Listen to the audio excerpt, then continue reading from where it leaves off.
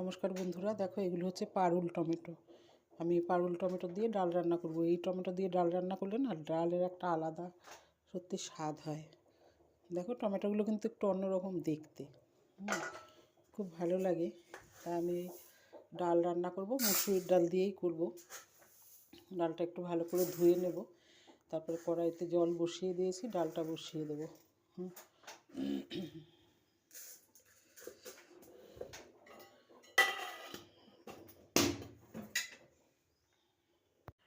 টমেটোগুলো দেখো আমি এভাবে কেটে নিয়েছি একটু ছোট ছোট করেই, অনেক বড় বড় টমেটো। আর আমি একটু ধনেপাতাও দেবো।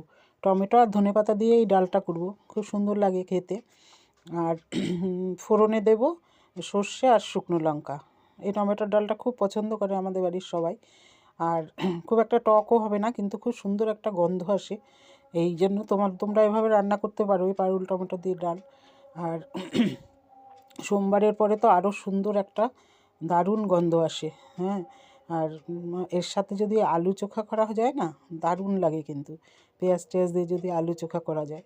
তা আমি আর করব না এই সমস্ত। তা ডালটা সোমবার দিয়ে নিলাম, আর দিয়ে দিলাম ধনেপাতাটা, শুকনো লঙ্কা আর সর্ষে ফোড়ন দিলাম। তোমাদের ভালো লাগলে লাইক কমেন্ট শেয়ার করো। টাটা।